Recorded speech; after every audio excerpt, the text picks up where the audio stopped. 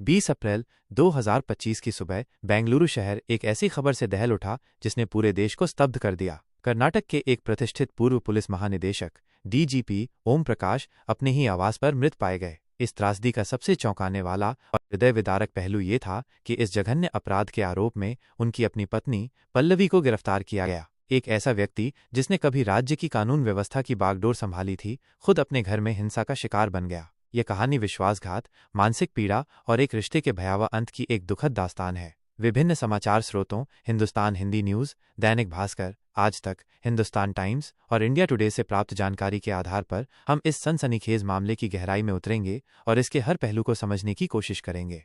ओम प्रकाश, एक प्रतिष्ठित करियर का दुखद अंत।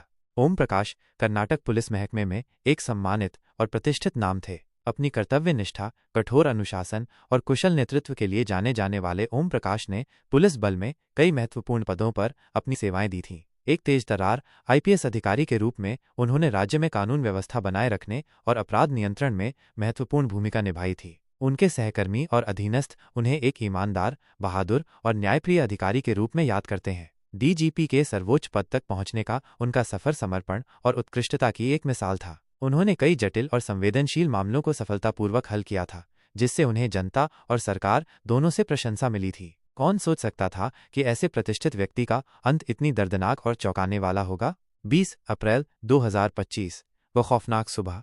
20 अप्रैल 2025 की सुबह बेंगलुरु के पॉश इलाके एचएसआर लेआउट स्थित ओम प्रकाश के आवास पर एक ऐसी घटना घटी जिसने शांति और सुरक्षा के माहौल को तार तार कर दिया। शुरुआती खबरों के अनुसार घरेलू सहायिका जब सुबह घर पहुंची तो उसने खून से लथपथ ओम प्रकाश का शव देखा और तुरंत पुलिस को सूचित किया। मौके पर पहुंची पुलिस टीम ने तुरंत जांच शुरू कर दी। शुरुआती जांच में ही यह स्पष्ट हो गया कि यह हत्या का मामला है। पल्लवी, पत्नी से हत्यारी तक का सफर। इस मामले में सबसे चौंकाने वाला मोड़ तब आया जब पुलिस ने ओम प्रकाश की पत्नी पल्लवी को हत्या के आरोप में गिरफ्तार किया। शुरुआती रिपोर्ट्स के अनुसार पल्लवी ने पहले ओम प्रकाश के चेहरे पर मिर्च पाउडर फेंका, जिससे वो असहाय हो गए। इसके बाद उन्होंने रसोई के चाकू से उन पर ताबड़तोड़ कई वार किए, जिससे उनकी मौके पर ही मौत हो गई। इस क्रूर और हिंसक कृत्य ने सभी को स्तब्ध कर दिया। एक पत्नी द्वारा अपने पति की हत्या, वो भी एक प्रतिष्ठित पूर्व डीजीपी की, ने समाज में गहरा सदमा पैदा कर दिया। मैंने राक्षस को मार डाला, एक सनसनीखेज कबूलनामा। हत्या के बाद जो जानकारी सामने आई वह और भी सनसनीखेज थी। रिपोर्ट्स के अनुसार पल्लवी ने कथित तौर पर अपनी एक दोस्त को वीडियो कॉल किया और इस दौरान उसने कहा, मैंने राक्षस को मार डाला। यह बयान न केवल अपराध को कबूल करता है बल्कि पल्लवी के मन में ओम प्रकाश के प्रति गहरी नाराजगी और गुस्से को भी दर्शाता है। इस कबूलनामे ने पुलिस जांच को एक महत्वपूर्ण दिशा दी और पल्लवी की गिरफ्तारी को और भी पुख्ता कर दिया। गिरफ्तारी और न्यायिक हिरासत।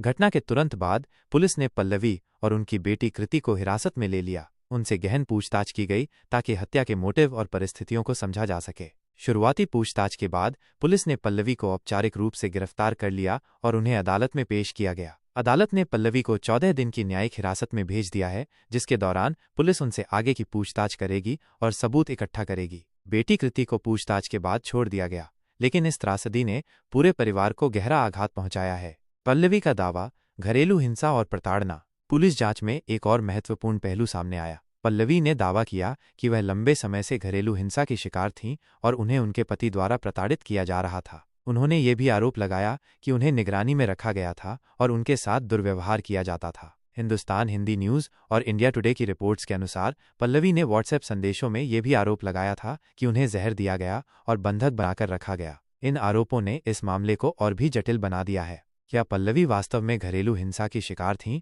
और क्या यह हिंसा इस भयानक अपराध का कारण बनी? यह एक ऐसा सवाल है जिसका जवाब पुलिस जांच और अदालती कार्यवाही के दौरान ही मिल पाएगा। मानसिक अस्वस्थता, सिजोफ्रेनिया का साया।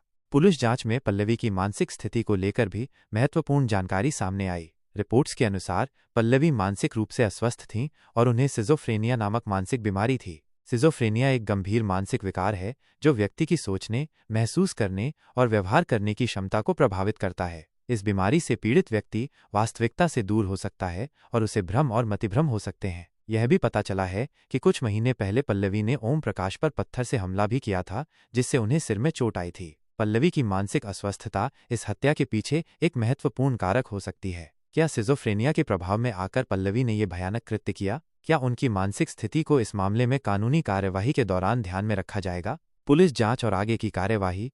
इस सनसनीखेज मामले की जांच बेंगलुरु की सेंट्रल क्राइम ब्रांच (सीसीबी) कर रही है। पुलिस सभी संभावित कोणों से मामले की जांच कर रही है, जिसमें घरेलू हिंसा के आरोप, संपत्ति विवाद यदि कोई हो, और पल्लवी की मानसिक स्थिति शामिल है। पुलिस गवाहों के बयान दर्ज कर रही है, फॉरेंसिक सबूत इकट्ठा कर रही है और पल्लवी के दावों की सच्चाई का पता लगाने की कोशिश कर रही है। न्यायिक हिरासत के दौरान पल्लवी से आगे की पूछताछ की जाएगी ताकि हत्या के मोटिव और परिस्थितियों को पूरी तरह से समझा जा सके। इस मामले में अदालत की कार्यवाही पर सभी की निगाहें टिकी रहेंगी, क्योंकि यह एक प्रतिष्ठित व्यक्ति की हत्या और एक पत्नी द्वारा किए गए जघन्य अपराध का मामला है। ओम प्रकाश का अंतिम संस्कार, राजकीय सम्मान। इस दुखद घटना के बाद ओम प्रकाश का अंतिम संस्कार राजकीय सम्मान के साथ किया गया। उनके अंतिम संस्कार में पुलिस विभाग के कई वरिष्ठ अधिकारी, राजनेता और उनके शुभचिंतक शामिल हुए। उनके बेटे कार्तिकेश ने अंतिम संस्कार की रस्में निभाईं। राजकीय सम्मान के साथ अंतिम संस्कार इस बात का प्रतीक था कि ओम प्रकाश ने अपने जीवन काल में राज्य और पुलिस विभाग के लिए कितना महत्वपूर्ण योगदान दिया था। निष्कर्ष: कर्नाटक के पूर्व डीजीपी ओम प्रकाश की हत्या का मामला एक दुखद और चौंकाने वाला उदाहरण है कि कैसे एक खुशहाल दिखने वाले रिश्ते के पीछे गहरे राज छिपे हो सकते हैं। इस मामले ने घरेलू हिंसा, मानसिक स्वास्थ्य और पारिवारिक रिश्तों की जटिलताओं जैसे कई महत्वपूर्ण मुद्दों को सामने ला दिया है। पुलिस जांच अभी जारी है और उम्मीद है कि जल्द ही सच्चाई सामने आएगी। यह घटना हमें ये भी याद दिलाती है कि हमें घरेलू हिंसा को गंभीरता से लेना चाहिए और मानसिक स्वास्थ्य के मुद्दों पर अधिक ध्यान देना चाहिए। एक प्रतिष्ठित जीवन का इस तरह से अंत होना न केवल उनके परिवार बल्कि पूरे समाज के लिए एक अपूरणीय क्षति है। इस त्रासदी से सबक लेते हुए हमें एक ऐसे समाज का निर्माण करने की दिशा में काम करना चाहिए जहां हर कोई सुरक्षित